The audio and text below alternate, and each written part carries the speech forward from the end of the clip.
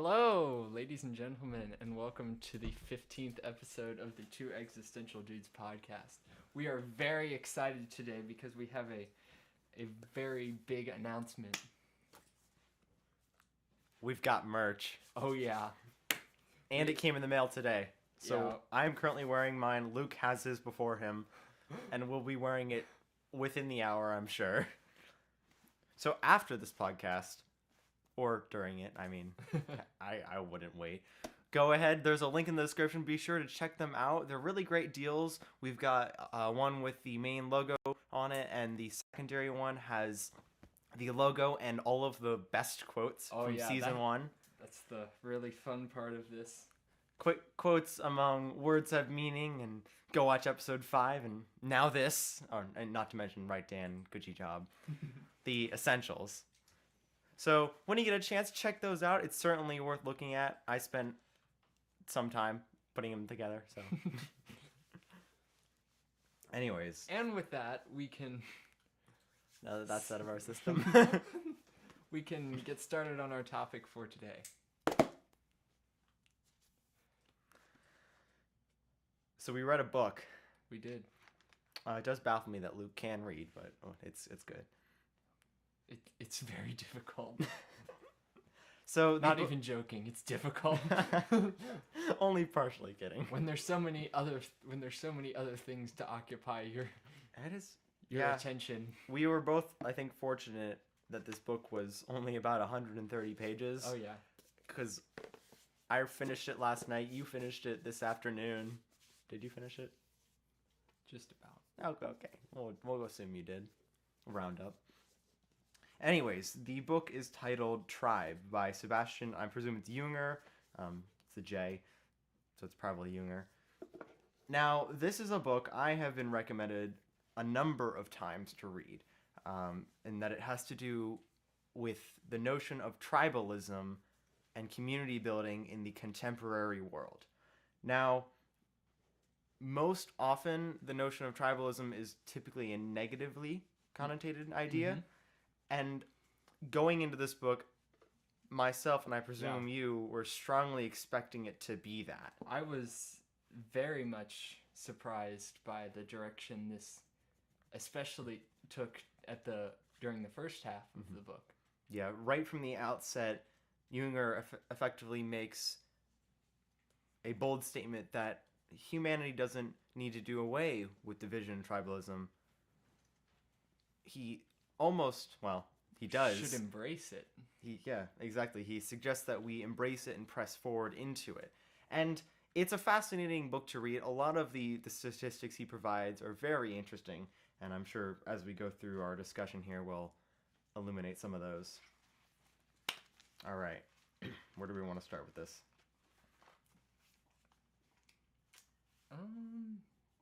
You seem to have slightly more notes than I do, so. A lot more than I do. It's making up for episode 5. Oh, yeah. When you had 15 pages. I'm on page 15. So, first of all, let us discuss what a tribe is as an idea. Good man. Define our terms. How do we want to define this? I don't think we really need to overcomplicate this because I would describe tribe as a group with shared goals. Okay. I have a quote from him somewhere in here, but in effect, the way Junger describes tribes is that it is a organization where individuals cannot be selfish. And there's, among a lot of reasons, that he states why this is better for society. So what are some of those reasons that he picked up on? Like a teacher asking you a question. On, about why a tribe is a reason you can't be selfish? We can go there, or I was more going with just why it's positive in general. Start there. to be a part of a tribe? Yes. Well, I would say the main reason he goes into in this is the sense of community and purpose that it provides. And obviously, we go back to the hierarchy of needs a lot too. Because obviously, He does seem to go into that. Obviously the tribe provides safety and that sense of community, and in some cases where there's a really strong common goal, it can provide the levels even beyond that. So I would say that is the primary positive aspect of it. The overarching idea that I think he tries to argue here is what he calls the self-determination theory, although self-determination has different terms. But for the purpose of his argument, he suggests that we need three things in order to be content with our lives on a personal level. So assuming you have adequate safety and you're surviving, all that stuff, the first two layers of the pyramid. He says that we need to, 1, feel competent at what we do, 2, feel authentic in your lives, and 3, feel interconnected with others. In other words, we want to have purpose in our work, in our identity, and in the people around us. What is that word? Authentic. Authentic. Yes, my chicken scratch. So you need something to work towards. You need to feel good at it, competent. Mm-hmm. You need to know why you're doing it. Mm-hmm. Authenticity. And you need to have it relate in some way to other people. And that's that interconnectedness, and that's where the tribe really comes in. Mm-hmm. And the example he uses repeatedly throughout the book is the camaraderie that comes along with the military. Mm-hmm. More than once suggesting that contemporary society needs to act more like a military, not in regimentness or regimentary, but in community. Yeah. Which is not the initial thing I would have expected when considering the military as an idea. But he describes his own experiences serving Afghanistan, I think Iran it is, and he has a significant amount of interviews from former veterans, and there's a whole discussion here about the value of, or how veterans feel valued Mm-hmm. after the war. And I found it curious he would describe that he felt safer and more accepted within the barracks of men, Mm-hmm. barely being able to sleep surrounded by those noisy men, less than a foot away from him, than he did in the subway of New York City prior to anything like 9/11. So we would have no predisposition to that kind of a terrorist kind of concern. What I found fascinating was that he almost went as far as to say that, well, this wasn't him saying this. This is a lot of anecdotes from a lot of people who have been in those war situations. A lot of people are happier in those situations for the reasons we've stated, the camaraderie and the purpose that goes along with it. He described the London Blitz, which if you're not familiar, and I'm sure you are, Mm-hmm. it was the time during World War II in which the Germans quite literally bombed London by the night, if not hourly. So much so that citizens of London, it was a common daily experience to go down into the bunker and wait till the bombshell subsided, which is a frightening scenario. But what's really interesting is it's commonly understood through the records of the time that many of those individuals were not fazed by that.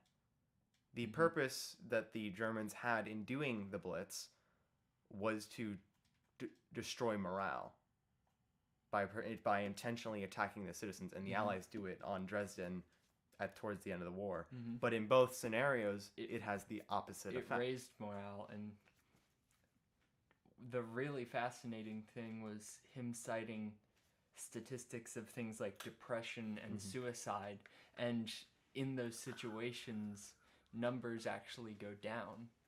And going back to the wartime stuff, he uses the example of soldiers who were on the front lines and constantly under threat of attack. The suicide rates there were lower than, I guess you would say, the reserve troops, the ones that weren't in immediate danger. In other words, the shared community or the shared threat fostered a community. I'll use a personal example here that's kind of comedic. So Luke and I were both in one of the top ensemble of our high school band last year, and there were a number of pieces that were very difficult. And truth be told, it's fascinating to see that, to look back on those pieces, the literal hours and muscle and sweat thrown into them, and the shared threat of having to play it in class, if you will, created a new sense of camaraderie on the civilian level. So much so I almost miss it. Nay, I do. I do. Which is exactly what many veterans say.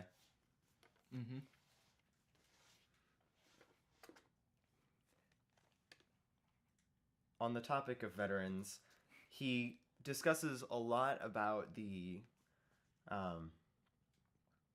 how we treat PTSD in society. Before you get to that, I realized what I was going to say, going back to the suicide and depression things.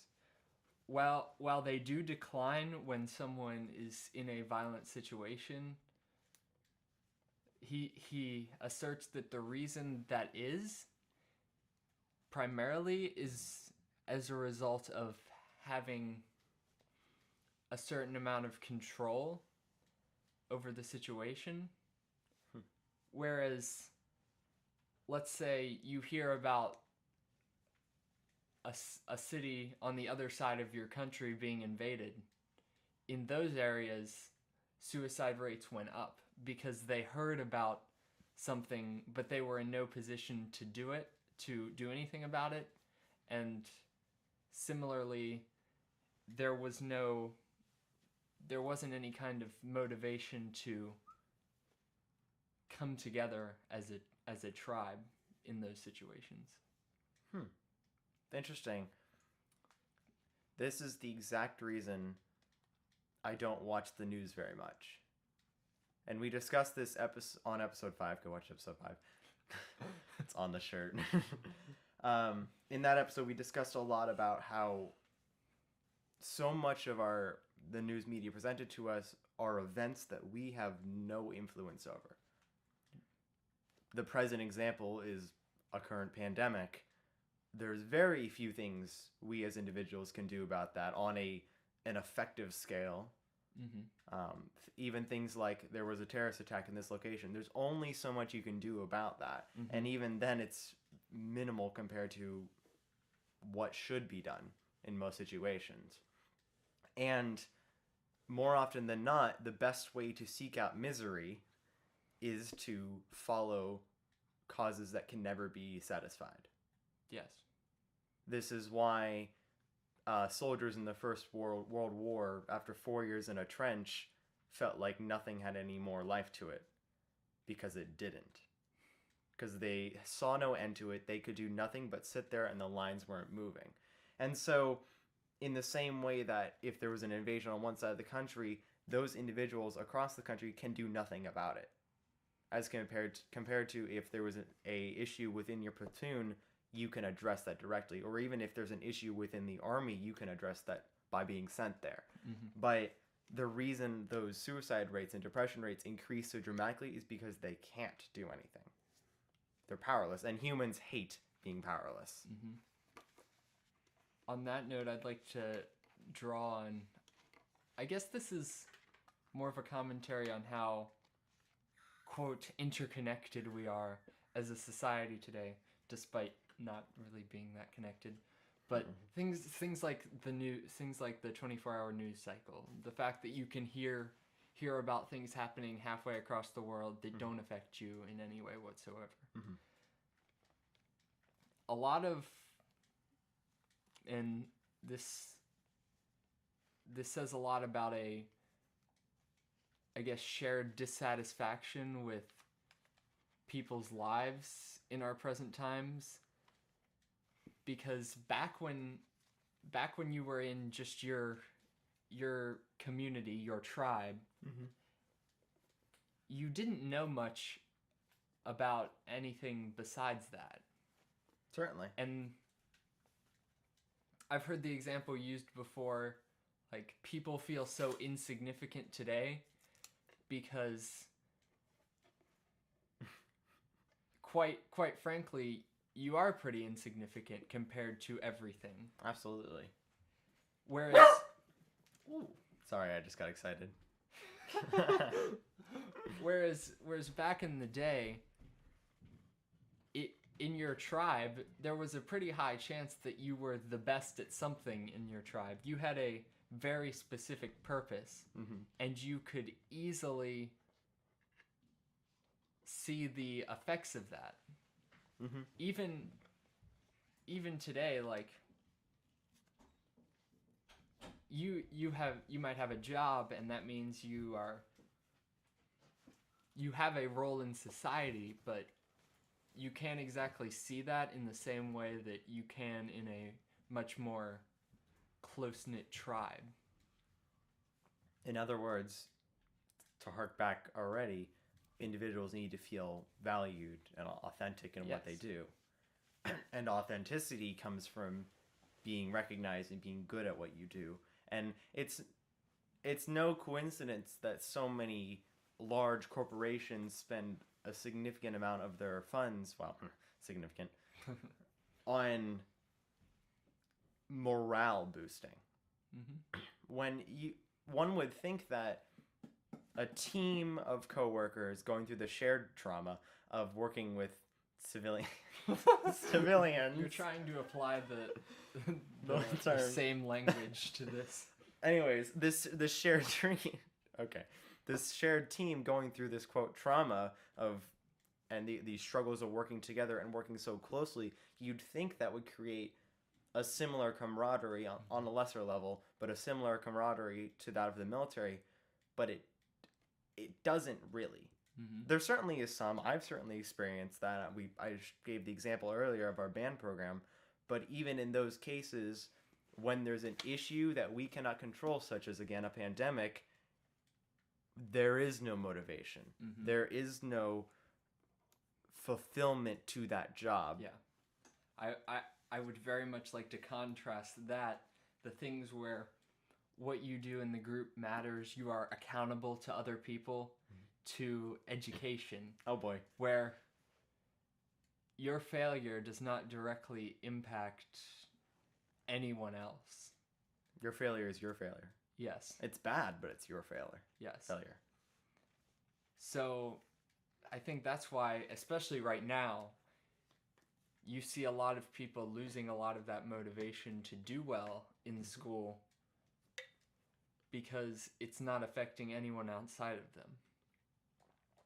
There are more students failing classes all across the country than ever before. Yes. And there's it's not a progression, it's a sudden spike in that. It's a very clear correlation. And this is despite classes being made significantly easier as a result of this.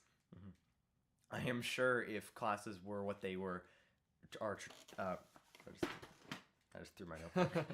I'm sure if classes were up to the caliber that, one, they should be, which we've discussed before, and two, they are Go watch episode 10. Episode 10. At normal years, I'm sure that students, including probably myself, would not be doing so hot, just because of the, again, wow, we're talking like every episode in now, to use the scheduling issues we've discussed before. Without a regimented system, some sort of community to help you, you really start to suffer. Do you think it's a coincidence that Alcoholics Anonymous exists?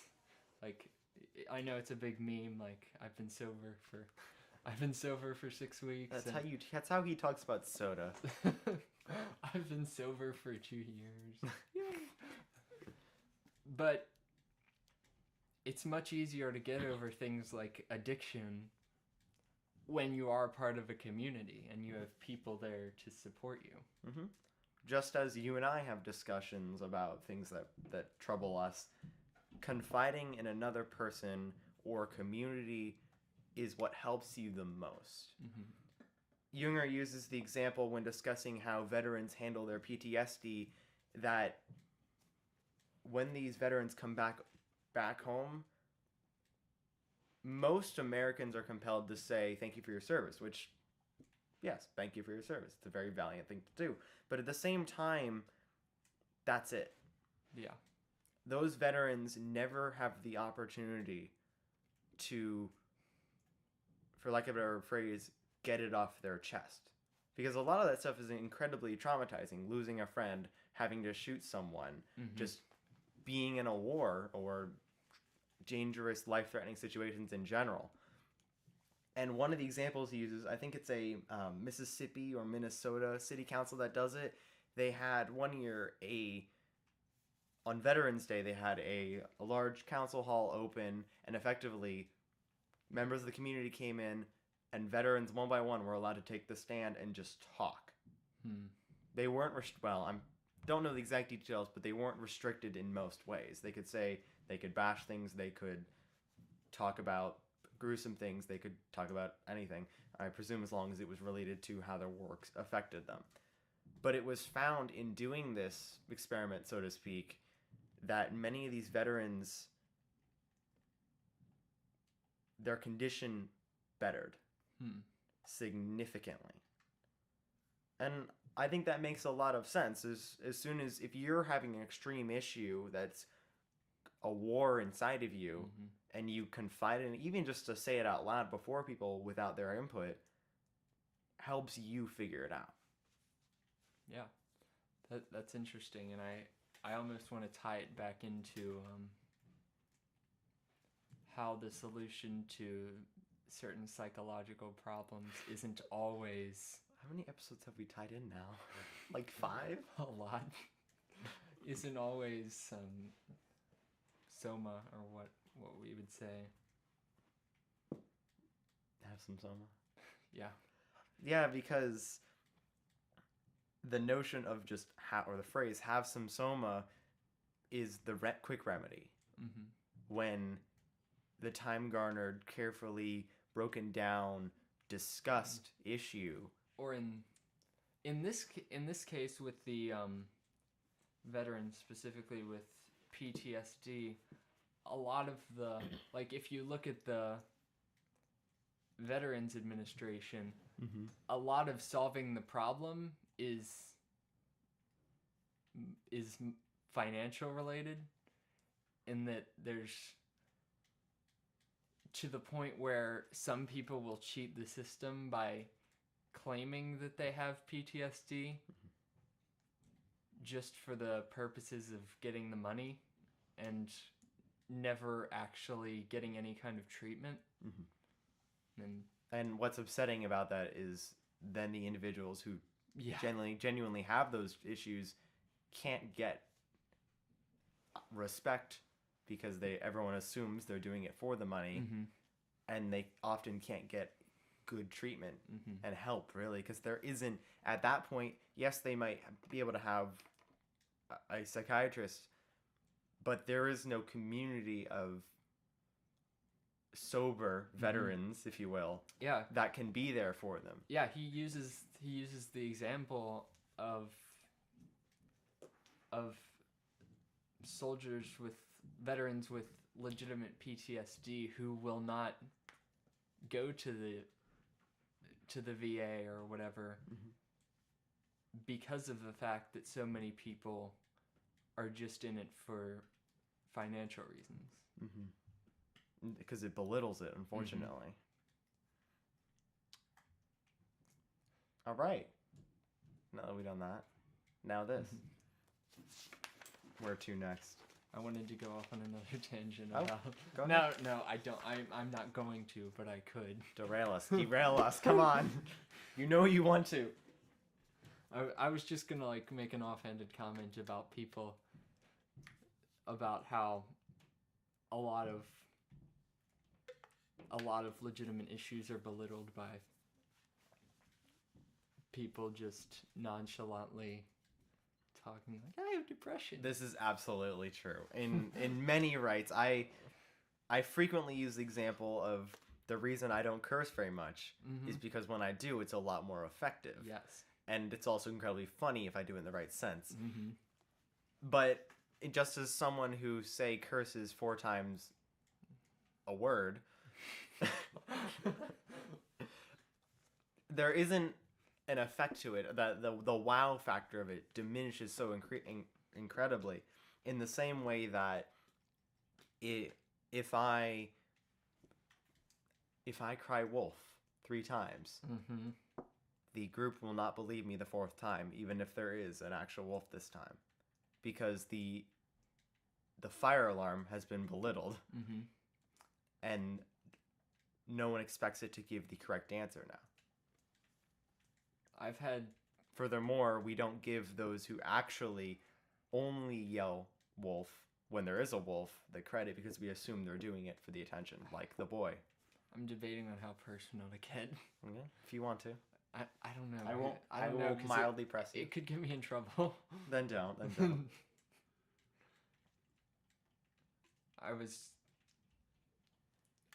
I'll get into more specifics after. All right. Off air. We'll privately discuss that. I'm intrigued. I was going to bring in one of those calling wolf situations. I think I might know which one you're talking about. Anyways. And yeah. We'll get to that. I'm intrigued. We'll get to that some other time. Please continue to be intrigued. Let's see what. So to connect the veterans issue to our prior part. Hold on, I need to flip my page. I gotta just close it.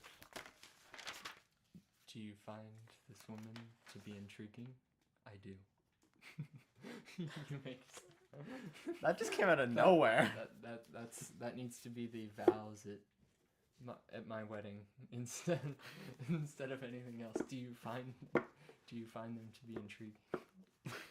Are you on Soma today? I think he is. I don't know.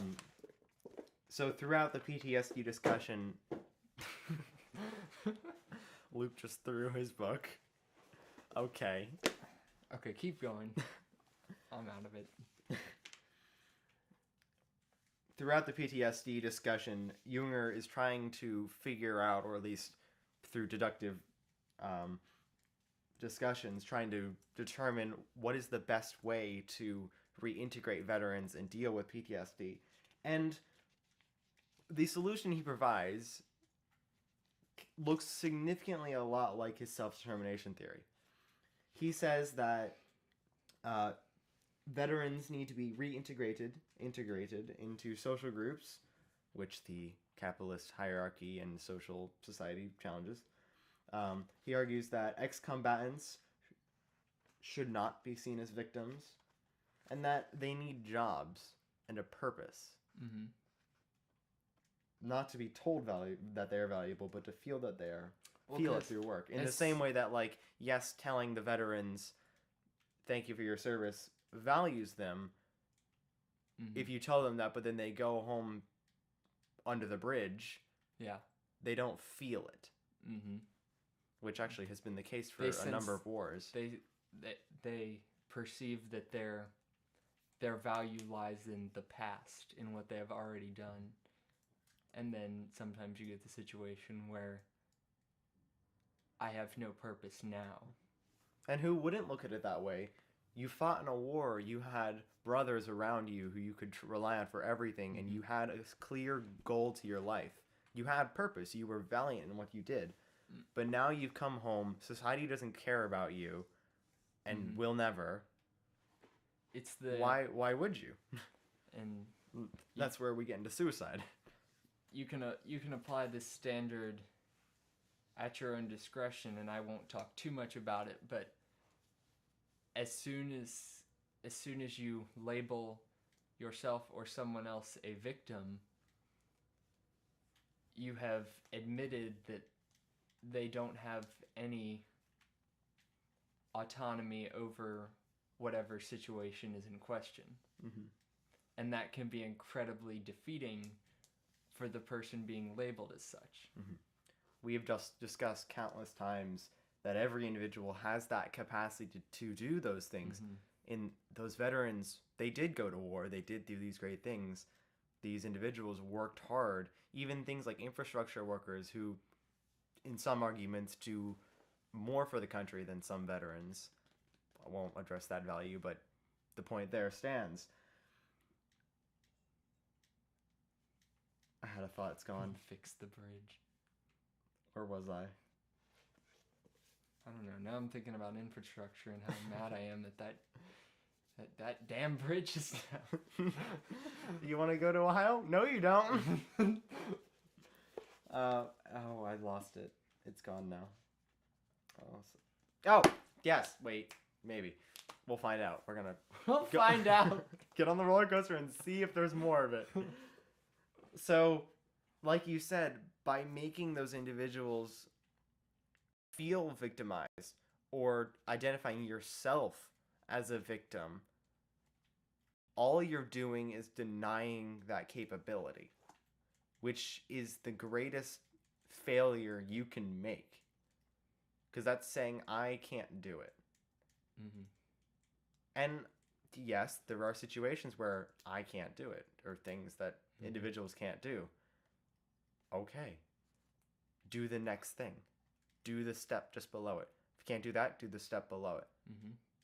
And there is a level of nuance there where you have to assess what is the one that will push you. Mm-hmm. But that's what's important. You have to find what will challenge you. And it eventually gets to the point where, and this is why being part of a group is so valuable, you need people there to help you, not do it for you. Mm-hmm. And well, I would argue anyone that actually cares about you will do the former, not the latter. I would strongly agree. Yes. And this is somewhat unrelated, but this is why I say that, I mean, I don't know how much I've actually practiced this, but I would say that I hold my friends and those I respect to a higher standard than others. Mm-hmm. And if they subvert that, then I'll be more disappointed than if my brother did it or something. I'm kidding.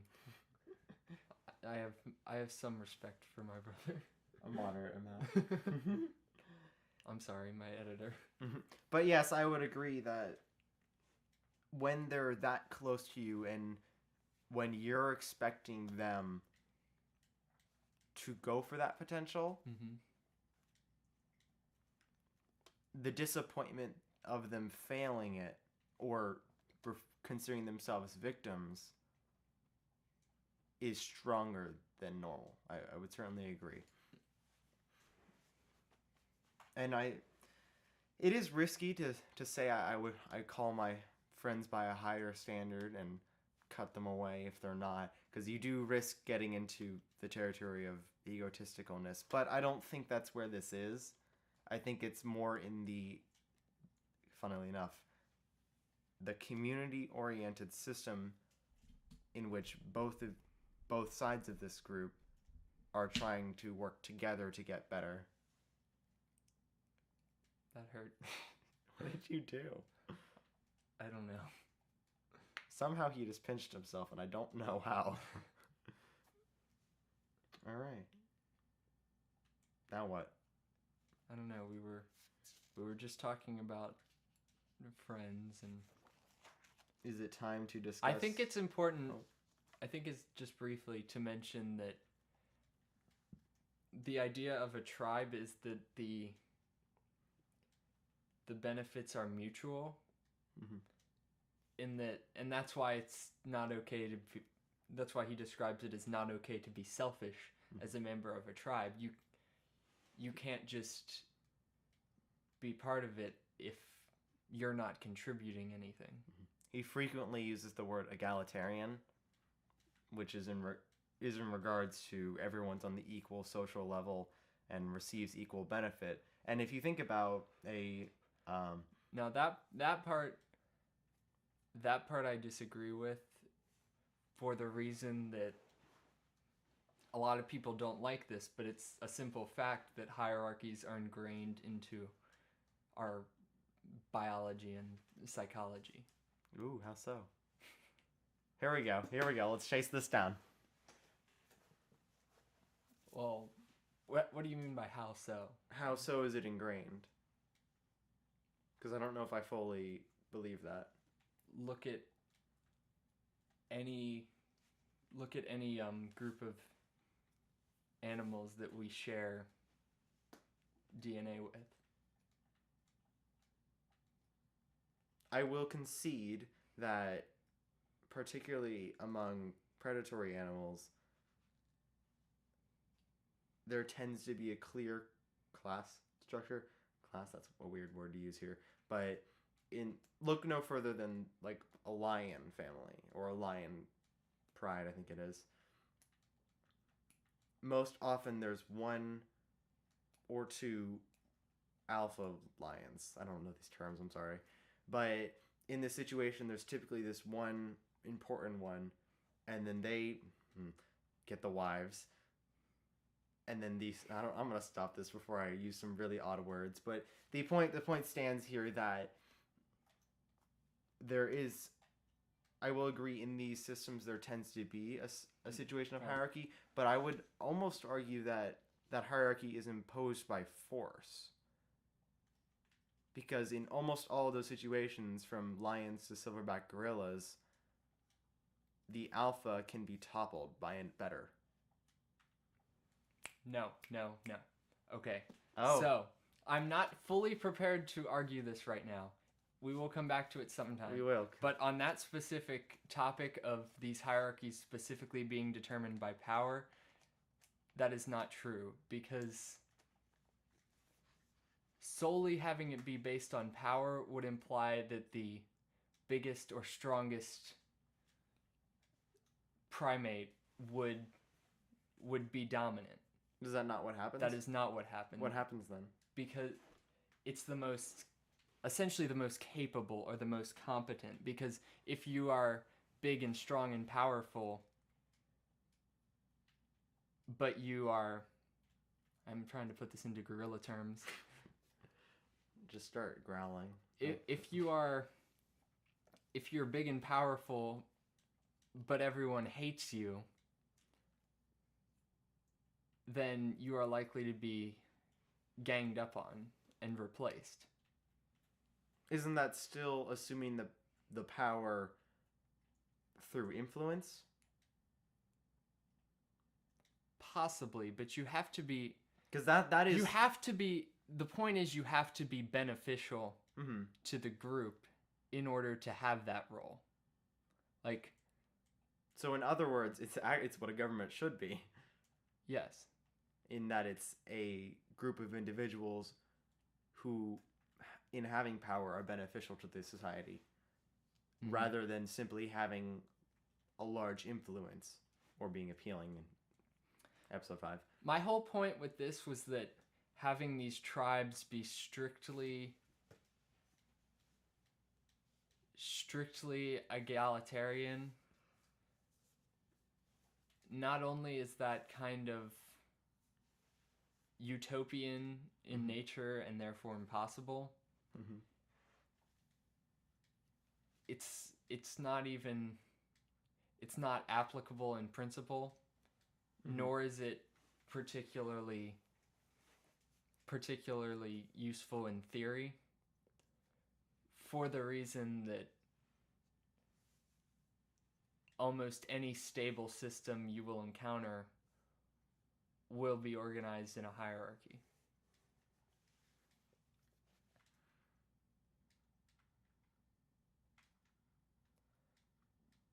I'm not fully prepared to discuss this, but I really want to, so it's kind of happening.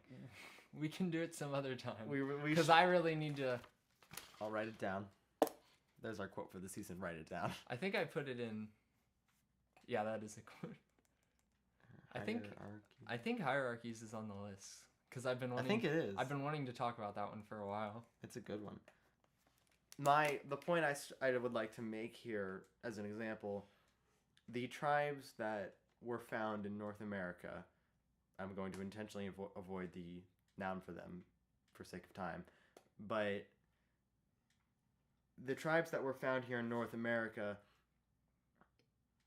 yes, they would have a chieftain or a chief, and you can look at things like the Iroquois Confederation, which had a very clear set of rulers. But when it came down to the civilian level, the general tribesman level,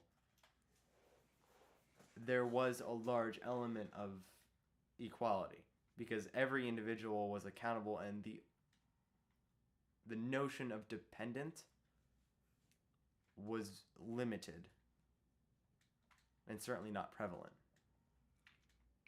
So, are you saying that because of the way it was set up, everyone was forced to contribute equally? Mm-hmm. Or might you be saying that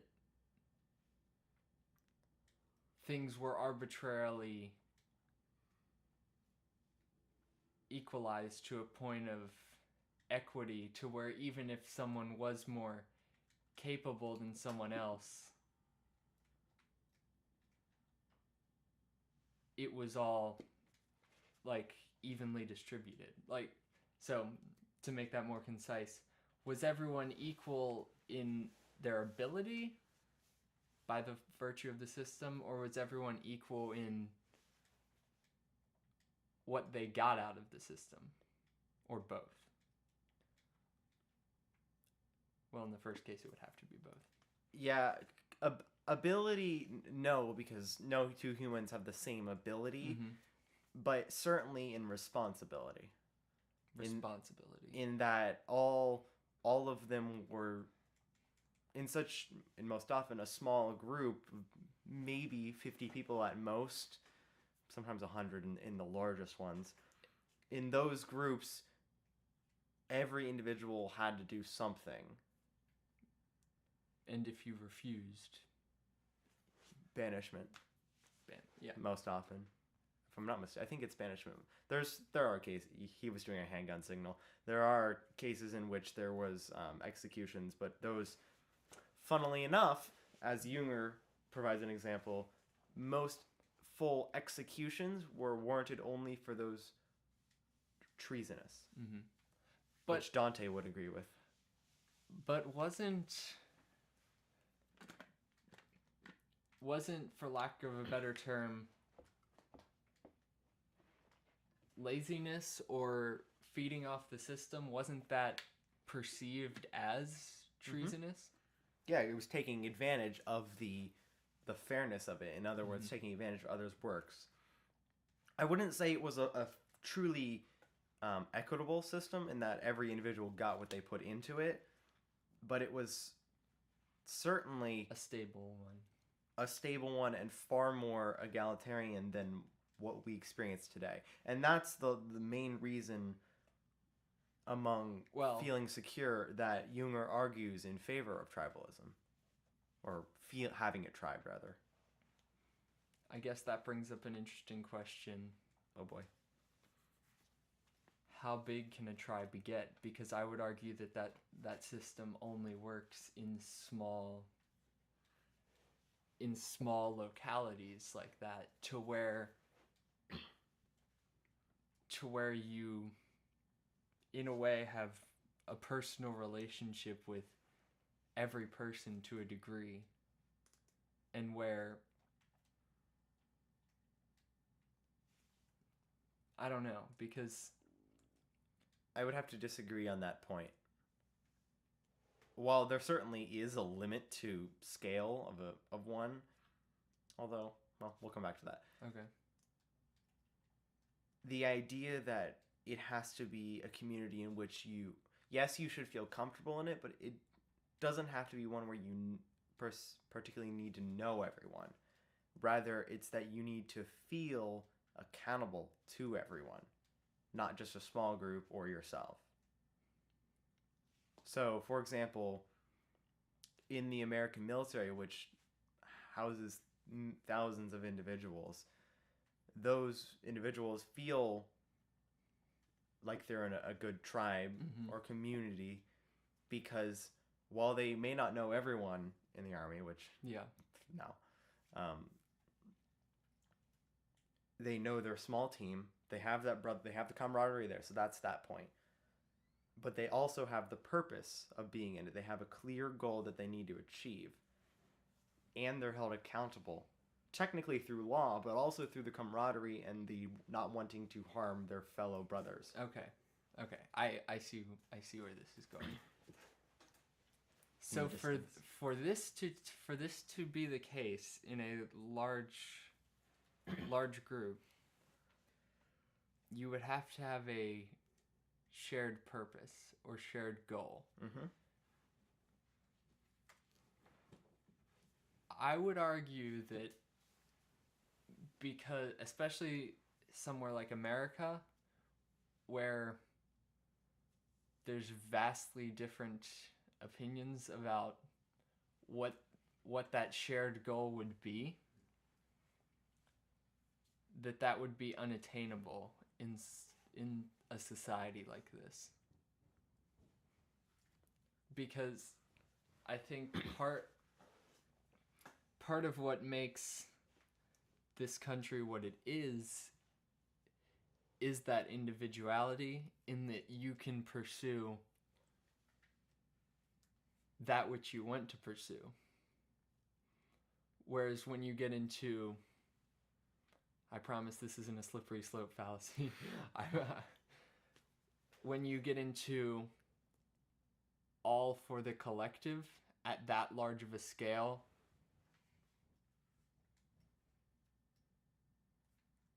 it can only result in Soviet Russia.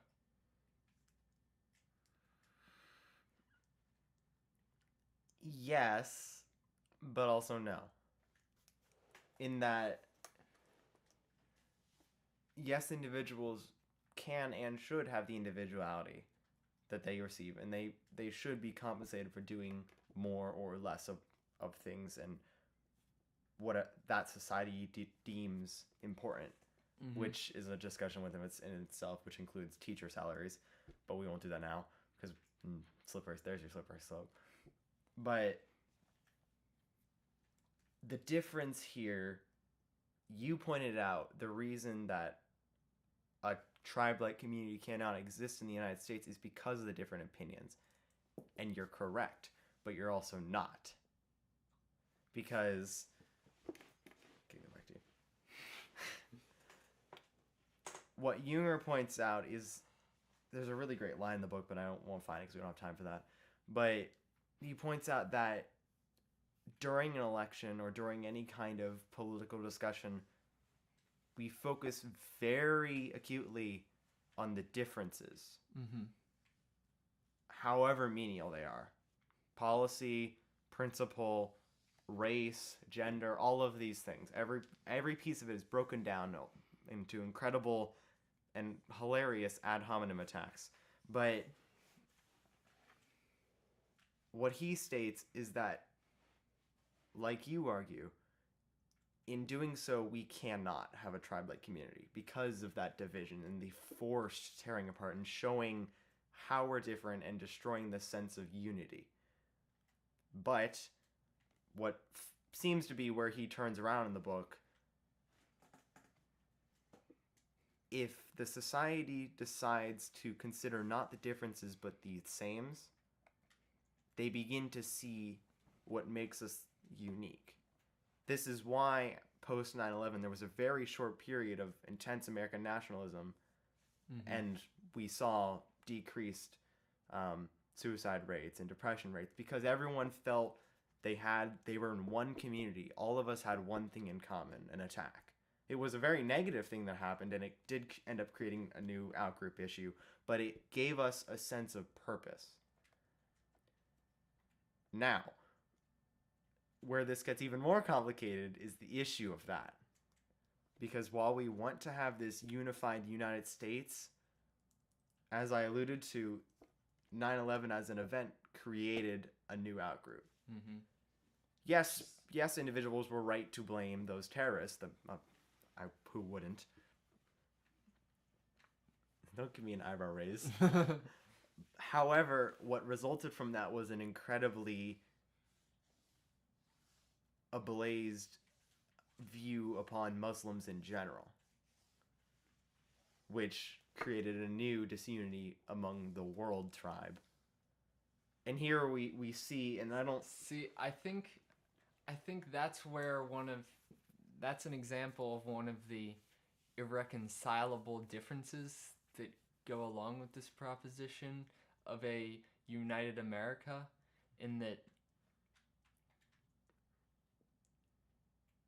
a lot of people don't want a united America for the reason that it then becomes nationalism, which you can argue for or against. They want a united world, which there's very little, there's even less connecting the world than there is the United States. In other words, it gets exponentially harder the more individuals you add. Well, absolutely, because then there's incredible differences in culture and societies and just everything about each other. But I'll go ahead. Okay, fine. You're gonna hold me on the rope. The point I'm going with this I'm trying to say that at a point, the only way to get that many people to agree is coercion. In other words, ideally the system would be voluntary entry into the tribe. But as soon as you say we're going to have a new world order where humanity is united in one goal. Mm-hmm. What happens if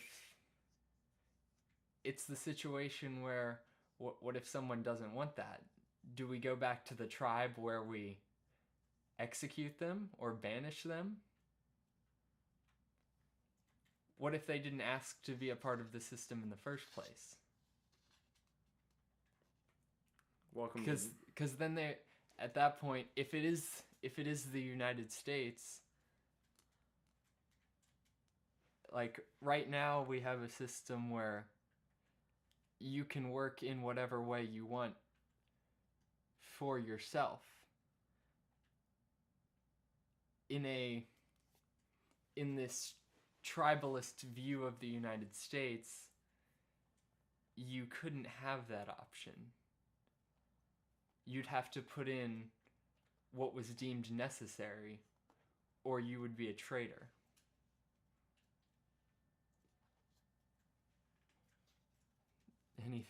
Anything in there you want to address? Welcome to the discussion of freedom of speech. Yeah. And if it should exist. So we're not going to do that. All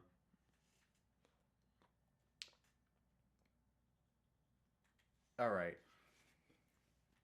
Okay, so there's a lot. Wow, there's a lot in there. We need to crack my neck and such. So during the 50s and the 60s, America is most often regarded to be at its apex for a number of reasons: in political power, industrial might, but most importantly, for the most part, political unity. But I'm sure you're keen to point out, why was that unity there? McCarthy. And conformity of society. That's why those eras are considered quiet unrest. in that there was a substantial amount of challenging the system. There was racism going on. There was issues of sexism still going on. There was the whole discussion about communism and how socialist America was to be. But in that era, the extremely conformed United States is considered to be the most unified it's ever been, even compared to like the Revolutionary War or even World War II, truth be told, when there was a very clear enemy. And that was because there was a forced unity. Mm-hmm. Which I think is getting us to the conclusion that a true, large, full world tribe, world peace, if you will, is utopian. Mm-hmm. All right. That was the point I was trying to make, in that in order to achieve this tribe, to give people this purpose, you must sacrifice liberty. Mm-hmm. It is absolutely necessary. Mm-hmm. Even in the illusion That's why I think it's far more... Admittedly, it's not ideal because it results in a lot of the negative aspects of tribalism. But you let people choose their tribe, if you will. And there's obviously problems with that, but it's essentially you are choosing where you want to put your efforts, the people you want to help, the person you want to become. So is that to say the most effective way to achieve world unity and avoid conflict is to let the world settle into a multitude of communities within which individuals can align themselves, find fulfillment, and find authenticity? Well, there's the problem. I never said that world unity is a goal we should work to achieve, because I don't think it is achievable. Maybe world stability. Yeah, just as that's why I would argue maybe big maybe it's a good thing that all capital. It's a good thing that nuclear weapons exists because of mutually assured destruction, and that despite all the tribes that exist across the world, they're forced not to come into conflict, at least not in the traditional warfare sense, because of that.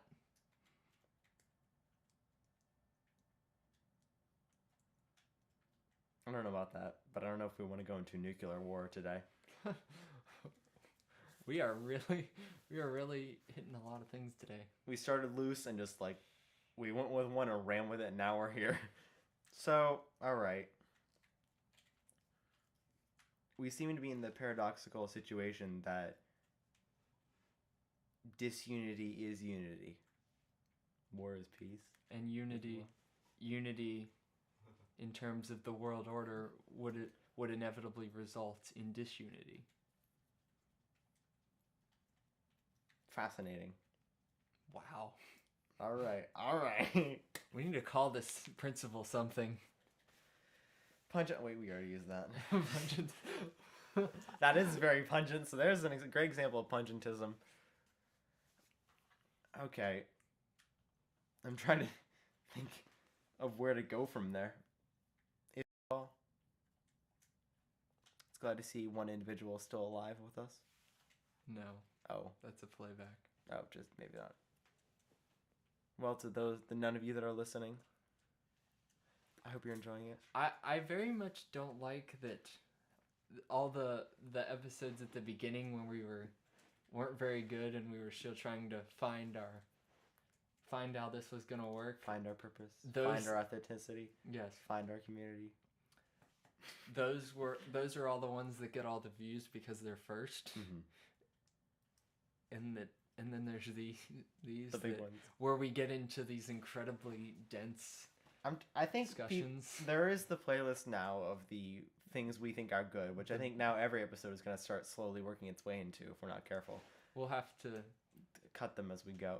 We'll have I'm thinking we'll have that playlist, and then we'll have the really good episode playlist. We could have like it could be like a rolling top 5 Yeah, that's a good idea. where things can get bumped out if we Which ones are we think are the absolute best? surpass them. Surpass. Although episode 10 is just it's gonna be there a while. Unless episode 20 hits it down. All right. Do you have any thoughts on that? Anything else? Anything else I wanted to talk about? Yeah, I mean, I think you espoused quite a lot there, which was, I mean, it was delicious. I did. I mean, I still haven't gotten to anything I wrote down about the book. We're through my notes now, so we'll go through yours. Yes. No. And now while Luke Okay. is... Oh, okay. We've touched on it a little, but next thing I want to talk about is the notion that people will intentionally wish for dangerous situations or bad things to happen, specifically because it gives them that chance to feel like part of a community, feel valuable. Towards the end of the book, Junger wrote, and I quoted it here, quote, "A society that doesn't offer its members the chance to act selflessly in these ways," and the ways he was describing are things like throwing yourself in front of a train, "isn't a society in any of the tribal sense of the word." Which he would certainly agree with that statement that you presented then. It's interesting. I hadn't thought about it, but would you say that religious communities are an example of tribes? Because we've talked extensively in private about religion and theology, and you've mentioned a distinction about there's certain churches that emphasize individual study and practice, and some that emphasize the communal aspect. Would you say that those fit the description of a tribe? And if so, is that a positive or negative? First answer is yes. Second answer is see the first hour of this podcast to which a tribe is good or negative. Because on one side of the coin, you have the great things. For example, I'll just use the Catholic Church as a general example here. You have the great things the papacy did or has done in contemporary years for relief efforts and kindness and somewhat community unity. But at the same time, you have the papacy turning a blind eye to Mussolini and the Crusades, which were not religious wars, but wars of material. Some of which almost didn't fail. I was gonna run away, dang it. Anyways, those wars, sure, they were holy wars, but in reality, they were material gain wars. And you can see there that yes, it was positive, and yes, it was negative, but also no, it was detrimental to the society, but also yes, it created moral. So it's a really complicated question. I'm almost talking more about individual churches rather than the church or other denominations, because well yes, the church exists and it is very standardized. It's not as much a community as it is an arbiter of a set of rules that everyone who is a part of it is to follow, I guess. Okay, then on the local level, Yeah. the answer to both questions is yes. Okay. Because clearly it's a tribe, and that it's a community in which individuals feel usually valued, have purpose and authenticity to some degree through it, if they are a standing member with the community, or the church rather. Or are they the same? Okay. Anyways, but the difference with the local example is that at that scale... Well, now hold on. Whoa. Okay, so we established before that part of being a tribe is equal responsibility, and there isn't that. I would certainly refer to it as a community, and something in the individuals within which can align themselves to, but I don't think it is an equal responsibility tribe. At that point, it could be described as a tribe, but this is getting out of the local church thing and going to everyone is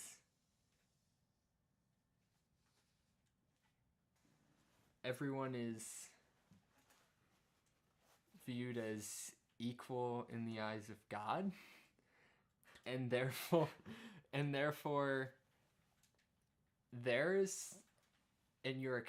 everyone is expected to follow the same commandments, live the same, not the same, but there is a very defined, this is living the holy life, and then there's all the not holy things, and everyone is expected to do that. However, as soon as you get into the consideration that it's because God treats all individuals equally and expects that everyone acts with responsibility, that just leads into the entire world being the single community, because then the entire world is accountable for itself. But it just happens. But again, happens that some individuals don't partake or aren't part of the religion. But again, that would, like, it's everyone's choice. It's everyone's free will to not participate in that, to not be part of that tribe. The cogs are starting to slow down. I can feel and the smoke's coming. Okay. I don't have a great answer to that just yet. So we'll have to wait and see. All right. Come back to that one. Write it down. Tribalism in religion. Equality before God? Question mark? Question mark? LOL? XD? Stop. I'm sorry. I'm crossing it out. Don't die over there. All right, so the personal examples that I don't want to get into today are just... You don't have to go into them. I'll only pressure you to use half of them. We will go into them privately. Oh, okay. But I was going to make a point about the wishing for difficult situations. Oh boy. But I mean, this is us looking at band last year. That stuff was hard, but I kind of want it now. Yeah. I'll get into the specifics of that off air. But as another example of that, I have switched instruments in our ensemble, and we are playing the Christmas piece from the previous year, and it's considerably harder on the instrument I played prior. And on one hand, I don't miss it. But on the other hand, I really kind of do, because again, the shared camaraderie of pain.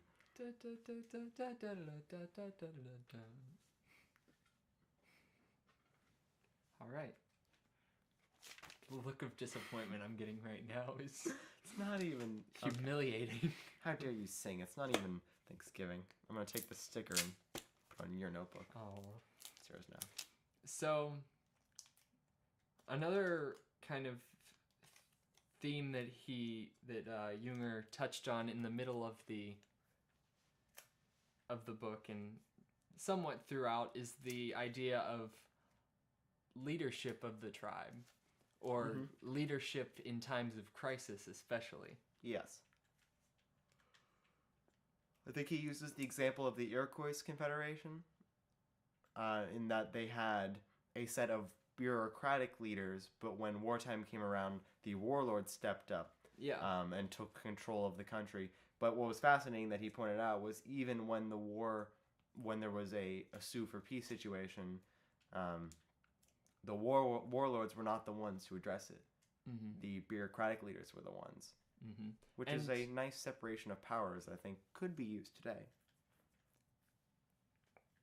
Anyways. He kind of uses that throughout he used that a few times, especially in the coal mining example comes to mind, where the miners were trapped.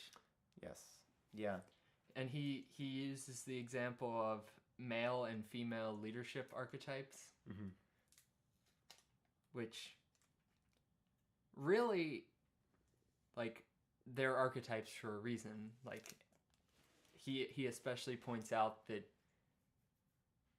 either sex can fill either role, mm-hmm. if it applies. For a bit of clarity here, just to define these, so you don't hurt yourself over there, Junger, in his discussion, is describing how there are effectively two types of leaders that can exist, for the most part, with some variance. A leader who takes swift control of the situation and acts quickly to get things done in immediate danger. And then there's the more compassionate, careful, and, for lack of a better word, loving, and perhaps even affectionate leader whose goal is to soothe the pain of that. Mm-hmm.